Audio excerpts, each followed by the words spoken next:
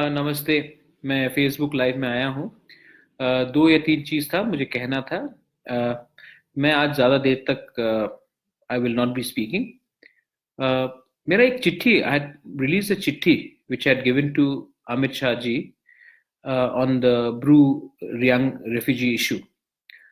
I had submitted it to Amit Shah ji, and who's the Home Minister of India. And मैंने अपनी चिट्ठी में ये लिखा था कि अगर हम बांग्लादेश से लाख लाख बांग्लादेशी को हिंदुस्तान में जगह दे सकते हैं अंडर CAB, अगर कंचनपुर में मेरी ग्रैंड मदर कंचन प्रभा देवी स्वास्थ्य कमेटी को जगह दे सकती है, तो आज अगर हमारे पास 2700 एकड़ जमीन है BSF को देने के लिए, फायरिंग रेंज के लिए, तो फिर क्या प्रॉब्लम है हमें अपने रियांग रेफ्यूजी को वही जगह ऑफर करने के लिए? हिंदुस्तान के कानून में ये जगह है और ये जगह भी उन्हीं का है। तो उस चिट्ठी के बाद मैंने लोकल वेबसाइट में और tripurainfo.com में और उसके बाद टाइम्स न्यूज में मैंने आर्टिकल पढ़ा है, जो त्रिपुरा टाइम्स का आर्टिकल है। दोनों की आर्टिकल्स मैंने पढ़ा है। उन्होंने कहा कि प्रद्योत का कोई बिजार डिमांड है। तो देखिए, मैं आपको दो चीज क्लियरली बोलना चाहता हूं। जब तक एडवर्टाइजमेंट ज्यादा था तो ये प्रद्योत के खिलाफ जाता नहीं था, लेकिन अब क्योंकि ये गोदी मीडिया है, आप ज्यादा जोर से नमाज पढ़ते हैं क्योंकि आपको अपने सरकार को और अपने मालिक को खुश रखना है। मैं आपको बोलना चाहता हूं, ये कोई बिजार डिमांड नहीं है। और पहला बात है कि अगर आप जर्नलिज्म करना जानते हैं तो मैं भी जर्नलिज्म करना जानता हूं। आप लोग का जो जर्नलिज्म है, जो ये बिजार डिमांड कह रहे हैं कि प्रद्योत पेरोकियल कम्युनल पॉलिटिक्स कर रहा है, मैंने किसी को निकालने के लिए कहा है? मैंने सिर्फ ये कहा है कि अगर हम BSF को जगह दे सकते हैं तो जो डुम्बुर में हमारे रियांग्स थे उनको भी त्रिपुरा में एक अधिकार होता है जमीन के लिए। और हां, मैं अब भी बोल रहा हूं कि आने वाले थोड़े दिन के बाद मैं अपने पॉकेट से रुपया खर्च करके जमीन अपना जितना मेरा क्षमता मैं दूंगा। अगर आपको कोई प्रॉब्लम है ना, अगर आपको प्रॉब्लम है तो मुझे लगता है कि आप ही का एक ही प्रॉब्लम है, जो ये मीडिया लिख रही है कि प्रद्योत का बिजार डिमांड है ADC इलेक्शन लेकर। पहला बात है कि मैं इलेक्शन में हूं ही नहीं, मेरा कोई पार्टी नहीं है। दूसरा बात है कि ADC इलेक्शन तो 4 महीने के बाद खत्म हो जाएगा, लेकिन रियांग और तिप्रासा का प्रॉब्लम हमेशा रहेगा जब तक हम इसका सोल्यूशन नहीं निकालेंगे। तो आप एक बात समझ लीजिए, आप मेरे खिलाफ कुछ भी लिखिए मीडिया में, मुझे कोई परवाह नहीं, क्योंकि मैं जानता हूं कि जो आपका न्यूज़पेपर है वो 2 कौड़ी का न्यूज़पेपर है, कोई पढ़ता नहीं।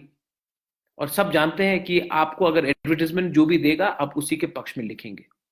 और दूसरा बात, जो वेबसाइट है, अगर आपको लिखना ही है तो मेरा आपको किसने अधिकार दिया बिजार डिमांड के लिए? आप कानून जानते हैं।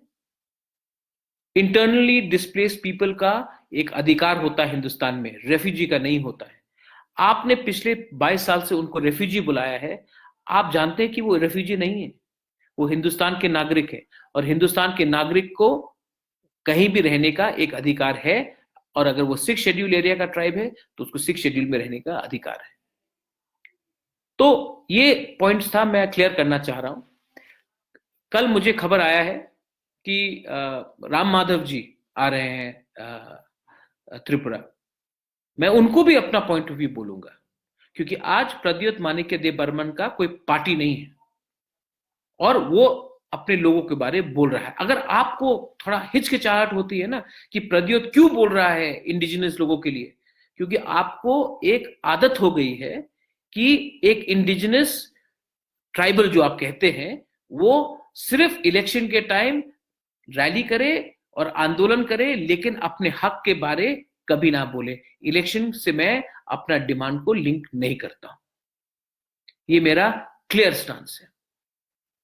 और आप गोदी मीडिया, मैं आपको बोलना चाहता हूं, ये जो आप मीडिया का एक रोल है to play to question the government, जो भी गवर्नमेंट हो, मनमोहन सिंह का गवर्नमेंट हो आप सवाल कीजिए, मानिक सरकार का गवर्नमेंट था आप सवाल कीजिए, आज मोदी का गवर्नमेंट है आप सवाल कीजिए, बिप्लब जी का गवर्नमेंट है आप बिप्लब को भी सवाल कीजिए। ये आपका अधिकार है, आप धड़के। ये अर्नब गोस्वामी जैसा मीडिया चलाओगे, देखिए इमरजेंसी के टाइम में इंदिरा गांधी को डाउन करने के लिए एक जर्नलिस्ट लोग ने बहुत बड़ा रोल प्ले किया। जब अन्ना हजारे मूवमेंट हुआ, यूपीए गवर्नमेंट को गिराने के टाइम मीडिया का बहुत बड़ा रोल रहा। आज मैं ये नहीं कह रहा हूं कि आप गवर्नमेंट को गिराइए, लेकिन आप सच लिखने से आपको क्या डर है? और आपका जो राइटिंग है ना, आप मुझे कम्युनल कहते हो, मैं तो कम्युनल नहीं हूं। तो मैं बंगाली को भी पसंद करता हूं, मुसलमान को भी, मैते को भी, बिहारी को भी, टिपरासा को भी, मैं चकमा को, सबको पसंद करता हूं। आपका जो राइटिंग है ना, आप अपने स्टाफ को देख लीजिए, आपके स्टाफ में कितने इंडिजिनस लोग होंगे जो जर्नलिस्ट हैं। आप खुद ही कम्युनल है, और आपका जो वक्तव्य है वो सबसे ज्यादा कम्युनल है। मुझे खराब भी नहीं लगता। मैं आपको बताता हूं, एक दिन आएगा जब बंगाली, तिपरासा, चकमा, बिहारी, मैते सब एक होकर आप जैसे गोदी मीडिया को सबक सिखाएंगे। और ये जो मीडिया में न्यूज आ रहा है, ये अपना नया पार्टी शुरू कर रहा है, ये कर रहा है, अरे भाई मेरा फोन नंबर है, फोन करके पूछ लो। आपको रात में क्या मन आता है, कौन आपको फोन करता है कि आप ये कहानी लिखो तो ये अच्छा रहेगा? आप थोड़ा रिसर्च तो कीजिए, आपका रिसर्च करने का तो क्षमता है नहीं। तो ये दो तीन पॉइंट्स थे, मैंने क्लियरली कह दिया है। अगर किसी को पसंद नहीं है कि महाराजा का परिवार ब्रू के बारे में कुछ कह रहा है, तो ये वो आपके ऊपर है। मैं तो अपने लोगों के लिए बोलूंगा, अगर आपको पसंद आए तो आए, अगर ना आए तो मुझे कोई चिंता नहीं। I will keep on speaking and fighting for my people. If you think that my demand is bizarre, let me tell you, bizarre का, let me tell you one thing: to submerge and to displace thousands and thousands of indigenous people in the Dumbur Hydel project, और डुम्बल hydel project से 2 megawatt निकला, that is bizarre, not my demand to rehabilitate a people. बेलाइनो हामबाई, thank you, कुलुंखा।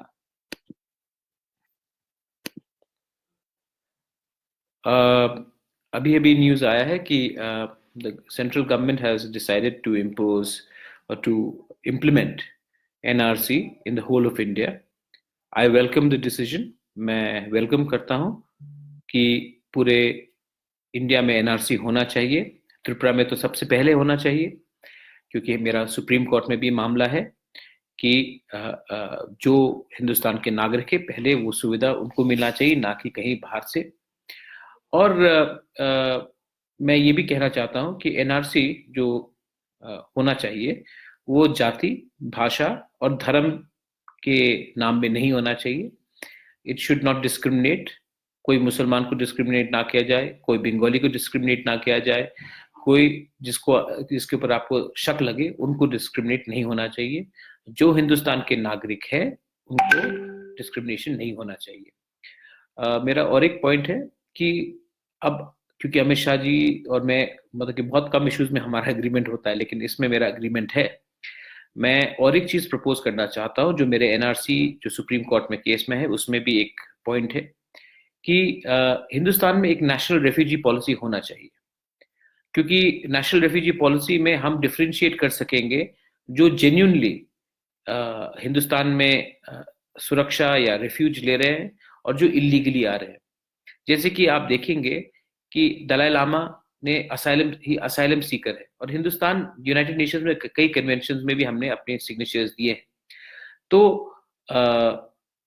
जो लोग, अगर हिंदुस्तान ने national refugee policy किया तो हम जेन्युइन रेफ्यूजीज जिनको कष्ट हो रहा है उनको, और इलीगल रेफ्यूजीज के ऊपर हम एक डिस्टिंक्शन ला सकते हैं। एनीवे, मैं सिर्फ वेलकम करता हूं कि सेंट्रल गवर्नमेंट ने ये मूव लिया है कि पूरे इंडिया में एनआरसी होना चाहिए। और मेरे जो डिट्रैक्टर्स हैं, जो मेरे खिलाफ बहुत बोलते हैं, उनको शौक है, कोई पेशा है मेरे खिलाफ बोलने के लिए। आज से जो 18 महीने पहले जब मैंने सुप्रीम कोर्ट में ये मामला किया था, तो सब लोग ने कहा था कि वो प्रत्युत तो कम्युनल है, बहुत खराब है। आज नेशनल गवर्नमेंट ने कर दिया, अब आप क्या बोलेंगे? हमने तो 18 महीने पहले किया था, तब तो हमारे ऊपर बहुत लोगों ने गाली दिया, थूका। लेकिन आज तो सेंट्रल गवर्नमेंट खुद कह रही है कि हिंदुस्तान में इलीगल माइग्रेशन का बहुत प्रॉब्लम है और इसके लिए एनआरसी होना चाहिए। अब मैंने जैसे पहले से कहा कि एनआरसी जाति, धर्म, भाषा के नाम में नहीं होना चाहिए। जो हिंदुस्तान का जेन्युइन नागरिक है उनको रहना चाहिए, और जो गलत तरीके से आए हैं वो नेशनल रेफ्यूजी पॉलिसी के थ्रू रेफ्यूज असाइलम सीख कर सकते हैं, लेकिन वो कॉन्स्टिट्यूशनल पोस्ट और नौकरी हमारा नहीं ले सकते। Thank you. बेलाई नाम बाय।